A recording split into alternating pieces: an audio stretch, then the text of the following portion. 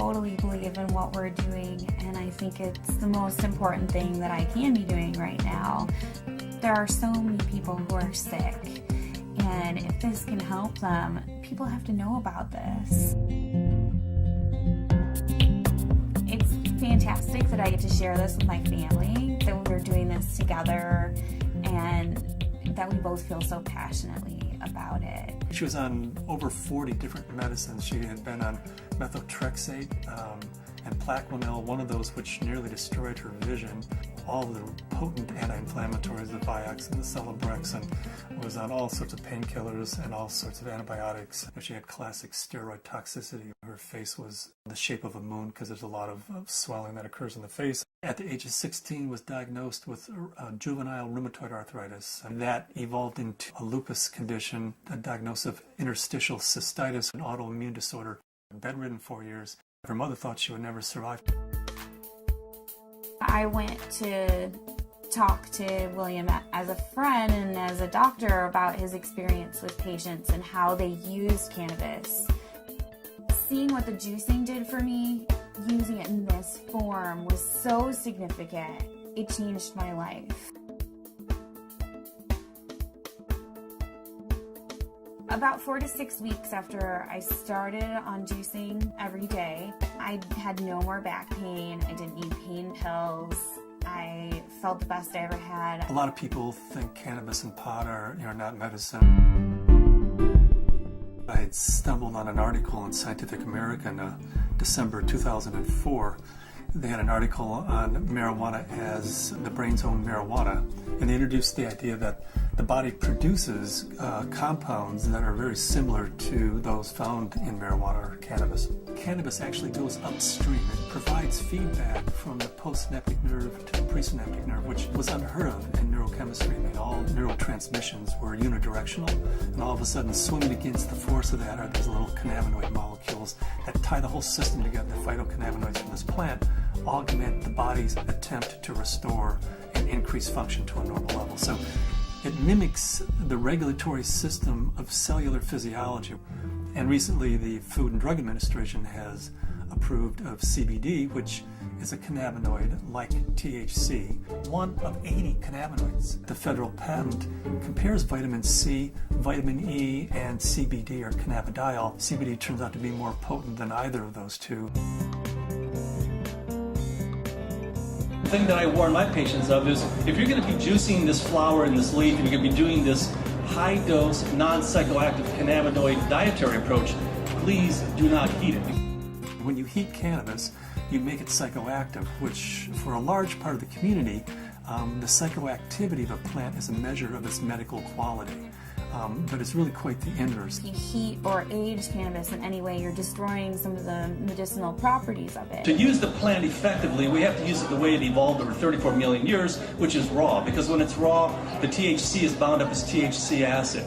It requires aging, drying, so as a hunter-gatherer, we gather this plant and we notice, wow, as this plant ages, it changes character and suddenly has a psychoactive effect. I think that's the most exciting area of cannabis research is looking at non-psychoactive cannabinoids. Because if you do heat it, you'll decarboxylate the THC acid, and you're going to have 600 milligrams of THC acid with the CBD acid. You would be unconscious probably for the better part of the week. Between heating the plant, whether that's in a sucker, a cookie, a baked good, a butter, vaporized, smoked, all of those techniques convert THC acid, which is non-psychoactive, into THC and provide you with that 10 milligram dose. But if you eat the plant raw, then THC acid is the way it's found in the plant. It's not psychoactive. The juicing allows you to get up to the 500 to 600 milligrams, which is 60 times more than you could tolerate if it was heated. This treatment is not psychoactive. People don't have to be stoned when they take it. They can take it and go to work. They can take it and play with their kids. It's hard for me to understand laws against something like green leaf therapy and to think that prednisone is legal. We're still fighting the stigma of marijuana back from the 20s, 30s, 40s, 50s. I was a prosecutor for 8 years in Mendocino County, so I know it from both as a defense attorney and as a prosecutor. The 1972 Controlled Substances Act said that marijuana has no medical value whatsoever. The federal government has a patent on its medical properties. The Food and Drug Administration has approved of it as investigative new drug. I have not found the United States to be very open about cannabis research. In order to print an article in a peer-reviewed journal, you have to use cannabis that they have certified for your study. And there are physicians who have waited 3, 4, 5, 6 years, some even longer than that, to just get a sample. The federal government's been kind of schizophrenic in the way it looks at marijuana. It says it has no medical value under that act, but at the same time, the federal government has been funding research in marijuana for years, for decades.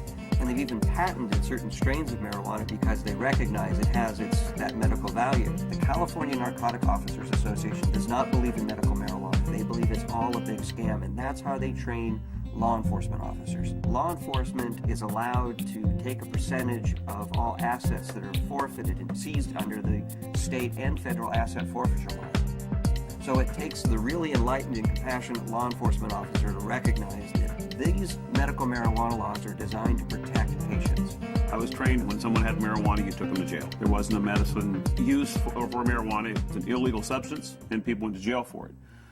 In 1996, California took a huge leap. I didn't support Proposition 215 because of the education I had, the experience I had, and what I had seen through the illegal marijuana gardens that I had seen throughout my career. Since 1996, I have changed my opinion somewhat. I believe there is a very clear medicinal use for marijuana. That being said, I believe that there are a large percentage of people who use marijuana as an excuse to either make profits or for recreational. The people who use marijuana for the true intended use that the voters passed, medicinal, I'll do everything I can to support their rights. There's many more things that law enforcement can be focused on than medicinal marijuana. And I don't want to give the impression at all that I support people who are growing marijuana for medical purposes 364 days of the year, and then one day a year they make a big sale for a couple $100,000, and they're a commercial seller that one day of the year. They're the people who are causing problems for the people who really and truly need and can use medical marijuana.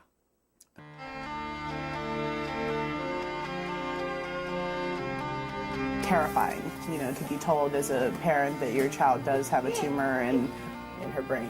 It took 24 hours in the operating room. They gave us a 10% chance of survival with treatment. The Oakland Children's Hospital, where they called me and they said they had a baby who they were discharging home. This baby had completed all treatment that would be useful for it, had a brain tumor, had surgery, had radiation and chemo, and the tumors were still growing and still multiplying, and therefore they said to the parents, just take this baby home and make it comfortable, because there's nothing more that we know that will help its condition. Started to accept to the point where the illness had taken her and us, and try and find some acceptance. A month went by and I got in contact with the family, and they said, well, we just came back from Children's Hospital. They did a CAT scan. The tumors have shrunk and there are fewer of them. And they said, I'll tell you what we've been doing. We've been juicing the fan leaves of the marijuana plant and giving our baby a shot glass of this juice every day. This is like this wonderful hospice story. She is no longer on hospice. I brought the oxygen concentrator back. It's just one of those wonderful success stories. The plant is a pretty amazing plant because it appears that the juice of this plant is saving this baby's life. Here we have something that can really change people's lives. I mean, I was laying in bed, catheterized, thinking that physicians were just trying to make me comfortable. They really didn't think that there was anything more that they could do, and that I may not live to be 30, which I am now. That was the best I could hope for. the best I could hope for was taking enough methadone and Percocet every day that I just didn't feel anything at all. I had gotten in touch with Dr. Courtney because we had received a doctor's recommendation from one of his patients, and in it asked that they start juicing the leaves and having capsules and a few other items which I didn't know anything about. So after I contacted him, I was really excited to hear that there might be some other alternatives to the smoking of the cannabis. These are friends we've had in the past year. They said, your father's not the same as he was when we first met him, and he seems to be much more alive and much, doing a lot more and more active. And I had informed them that it was because of the juice that he had been taking. Right after we started juicing, that he seemed to be more active. We would do things out in the garage more, and he wouldn't spend so much time in his chair. But we have ran out periodically in the last year and a half, and that's what made me convinced that he needed it, because when he would run out, he would have trouble getting out of the car. I had 4 doctors tell me that I should have a hysterectomy. You either have no ovaries, or at the very least you're sterile. That my endometriosis was so bad I would never be able to have a child. Despite very potent birth control, despite being sterile, Zahaya decided she was going to come join the party.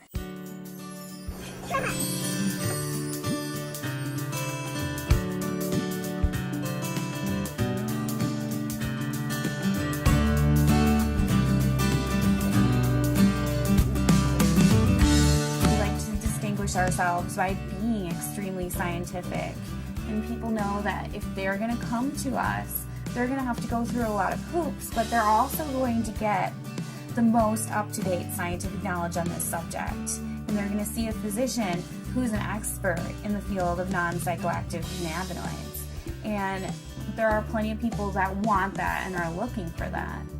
We opened our 5th office in Luxembourg. Their government is really sympathetic and open. There's an international group studying autism and CBD in Luxembourg. There's a physician there who's writing cannabis scripts who's also a senator, and we've been working with him, Senator Columbera.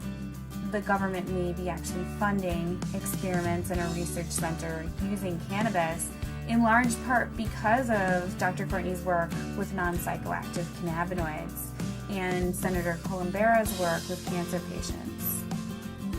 There are now facilities for testing plants, and there's been more progress made in the last 5 to 6 months. A new strain in from Spain called Cannatonic, 6.9% CBD. That's a 700% increase over Northern Lights, which was our previous high producer. I would like to find strains that have all of the cannabinoids present in an amount that's useful.